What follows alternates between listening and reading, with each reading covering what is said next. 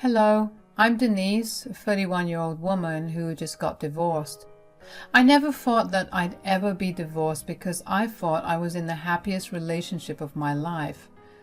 But when I looked closer into it, I realized that my marriage was very far from perfect. A lot of things contributed to it, so let me start from the beginning.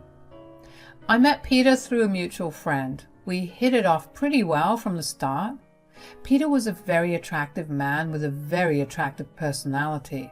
We began seeing each other and then dated for a good 4 years before deciding to get married. Everything in our relationship was pretty smooth sailing. Peter and I shared a lot of the same values, and in general, both of us were very accommodating of each other. The only issue we had was Peter's parents, Orla and Dave. They were nothing short of evil. The first time I met Orla and Dave, neither of them even glanced my way. When I got to the dining table, there were only 3 plates set out for the 3 of them. I was confused and very humiliated. Peter didn't speak up for me. He just kept his head down and looked away. I had to bring up the fact that I didn't have my own plate, and Orla acted dumb before saying that she had forgotten that I was there. Dinner after that wasn't any easier either. Orla and Dave pretty much ganged up on me and humiliated me. Peter was silent the entire time. Looking back, I guess that should have been an indicator of what my marriage to him would have looked like.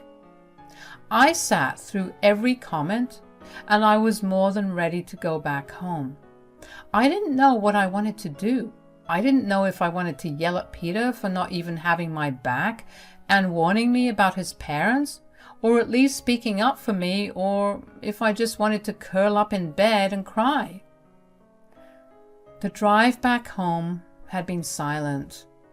When we got back home, I gave Peter time to apologize, but he never really approached me about it.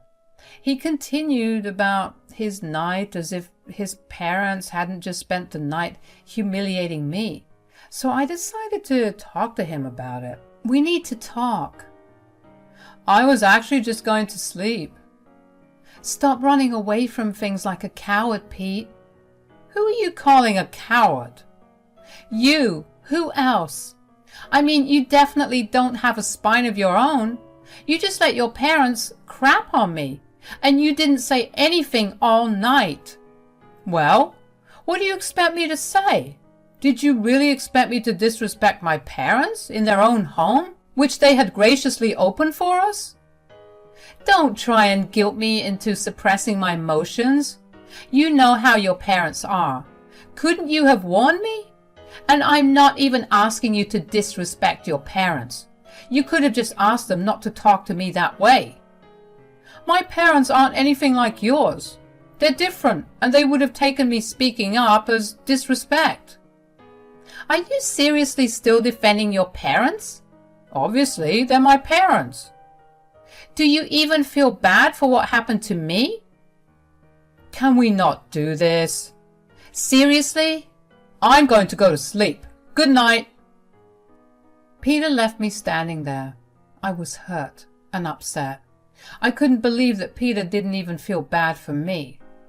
I hoped that Peter was just feeling embarrassed, which was why he was reacting this way. I went to bed feeling pretty empty. When morning came, Peter acted like everything was fine. It peeved me at first. I didn't speak to him for about a week. I was mad. I didn't want to let go of my anger until he apologized. But that apology never came. I knew that it wasn't a hill I was willing to die on.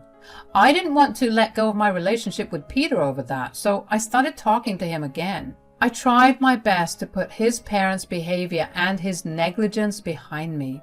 It became an unsaid thing, but after our first visit to Orla and Dave's, we never went back or even made an effort to meet them. The next time we saw them was at our wedding. At our wedding, I pretty much avoided Orla and Dave like the plague. I tried my best to have as little contact with them as possible, but eventually I had to talk to them. They walked up to us at our reception to congratulate Peter and me on our marriage. There's my handsome son and his Wife: Congrats, son. Thanks, guys. Yeah, thanks. So what plans do you have for your honeymoon then? We were thinking of going to Hawaii. Why not some place abroad? Oh, we don't have the budget for that. Nonsense. We'll fund it. Seriously? Yeah, but we have one condition. We'll join you guys and make it a vacation instead. Of course, that would be amazing. What place do you have in mind? We were thinking of Paris. That would be great. Denise has always wanted to go, isn't it? Yeah, excuse me, I need to go to the washroom. I was not happy with this. I wanted time alone with Peter. I mean, isn't that what a honeymoon is all about? Hawaii wasn't Paris, but it's still a beautiful place, and it was a place that I've always wanted to visit too. I didn't like that Peter just decided without even stepping away to ask me. I tried my best to let go of my feelings and enjoy the night, but I really wasn't feeling the mood anymore. I rode out the rest of the reception and rode back home with Peter quietly. I was drained of all my energy and had no energy to talk to him about why I was upset. I slept over it, and the next morning I still felt crappy about it, so I told Peter about it. I need to talk to you about something that's been bothering me. What is it? It's about the honeymoon plans. I felt like you decided without considering how I felt. Come on, my parents' offer is fantastic. You have to admit it, Paris is a dream destination and you always wanted to go, right? It's not about the location. It's about the fact that we didn't even discuss it. A honeymoon is a special time for us alone.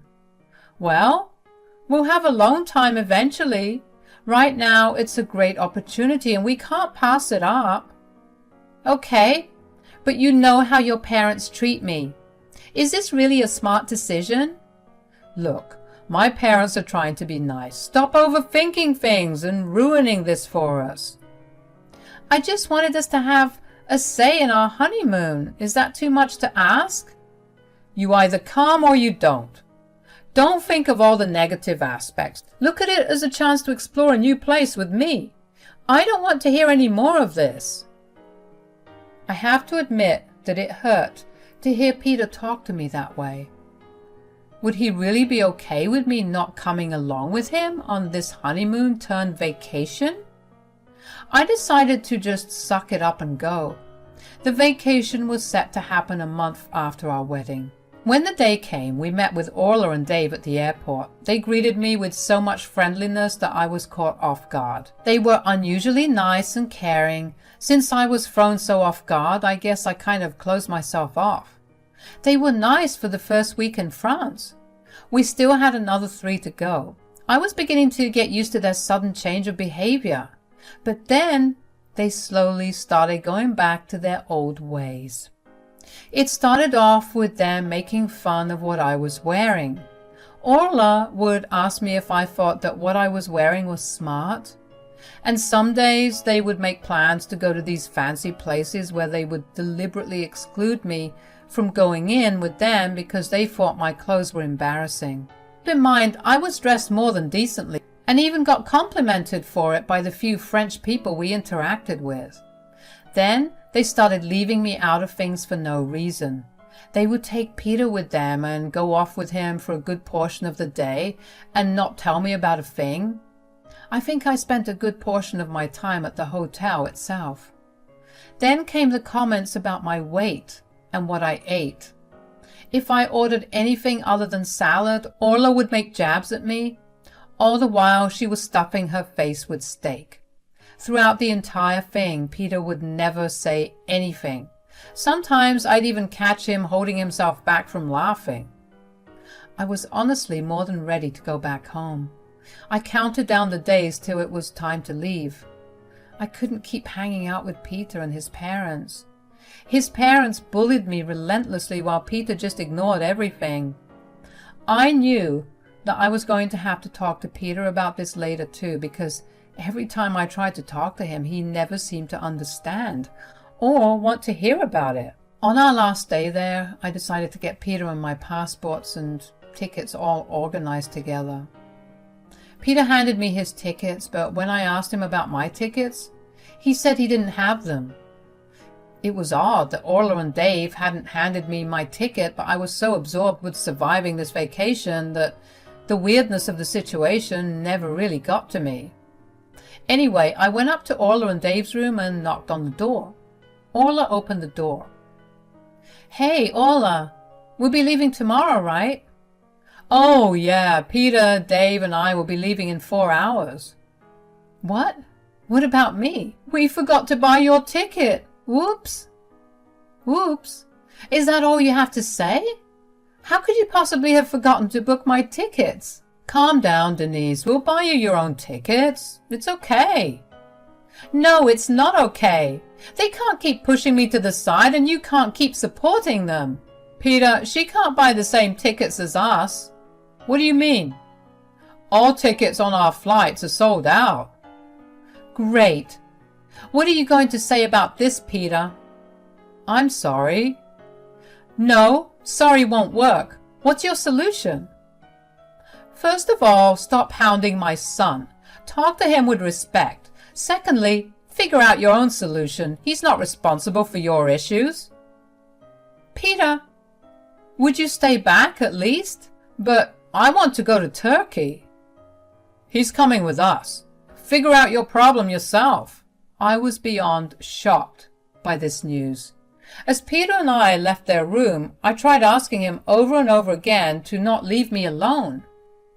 But he just looked away from me in embarrassment. He told me that his parents had paid for this trip from their retirement fund for him, and he wasn't going to disrespect them like that.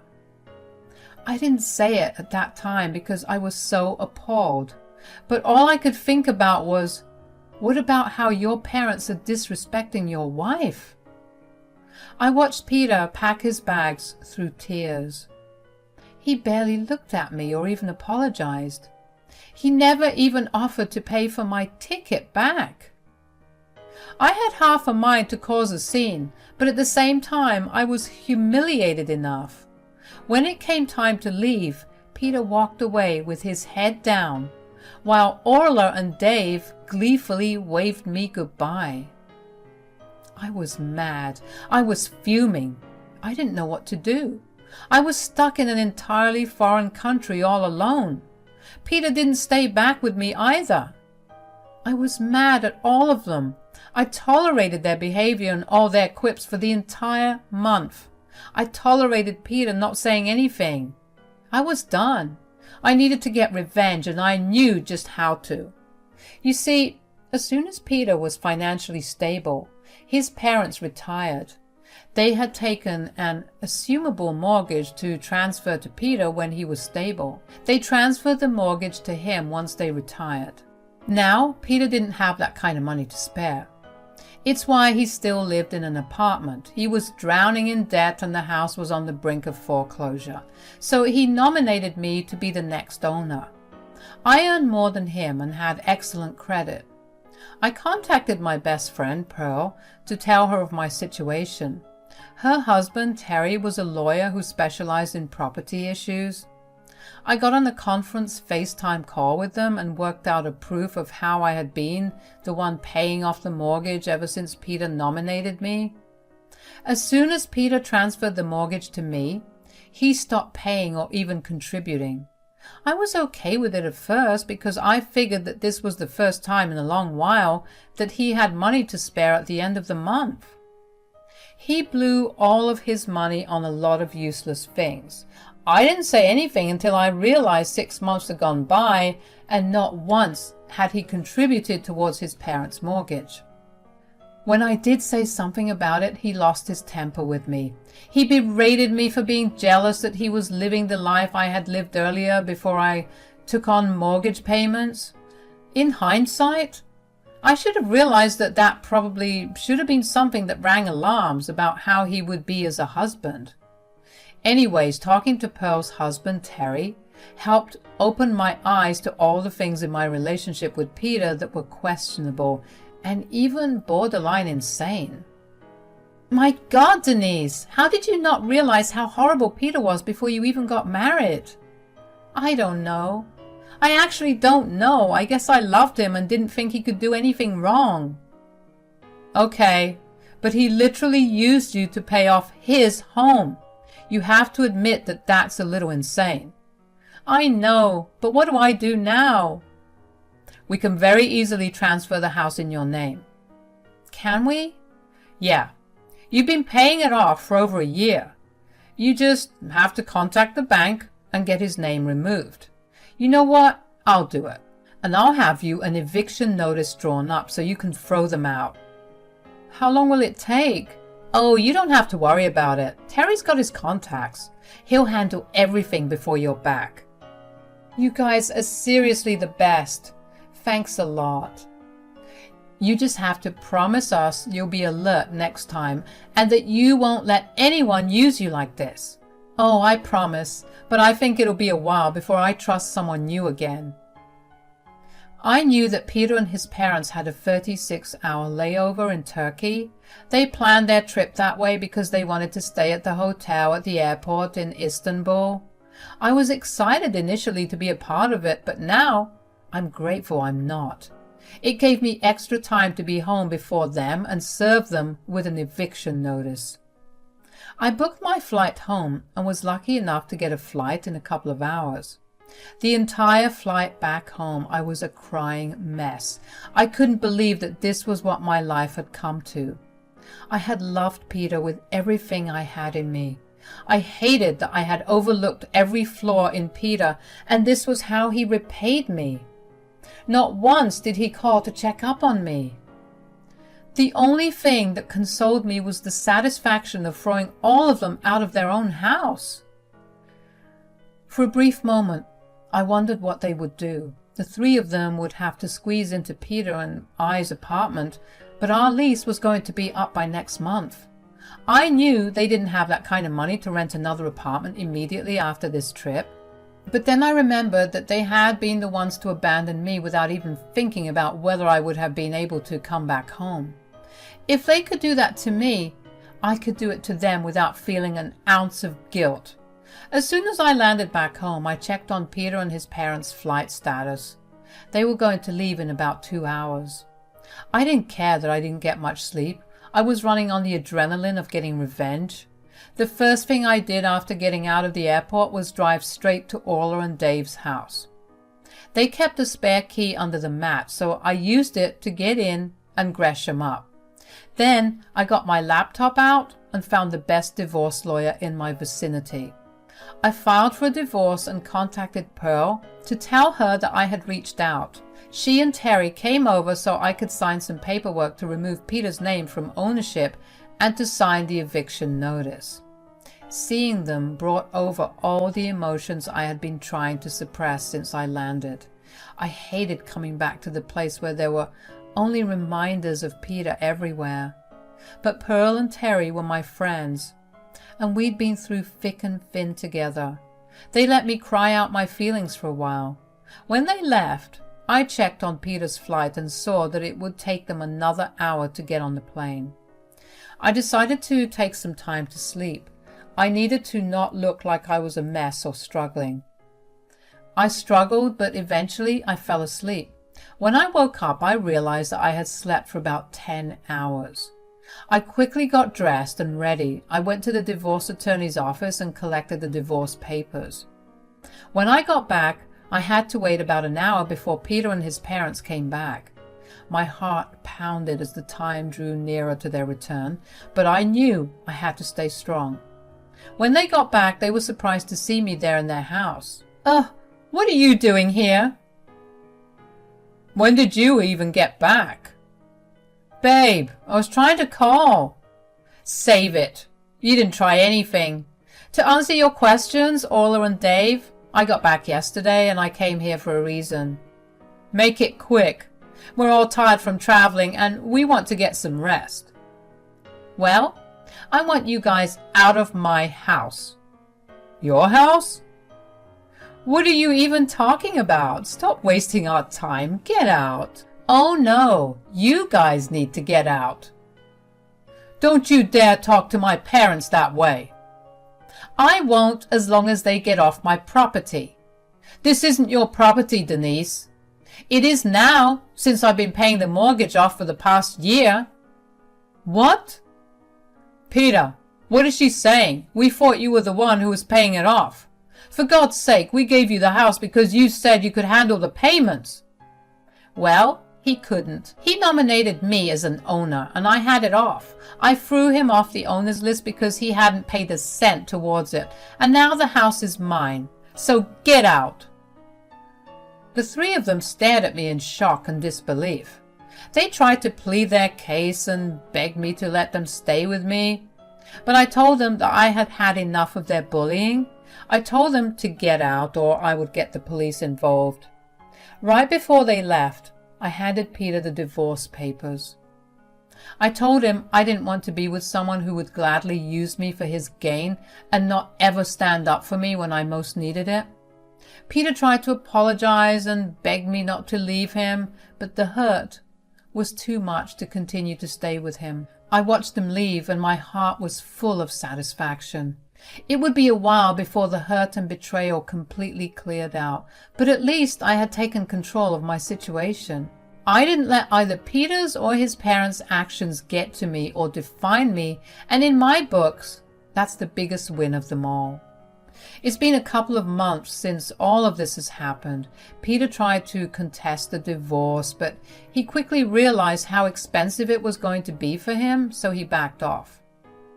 The last time I heard about their situation, I found out that they had stayed with a bunch of relatives before they could afford an affordable place.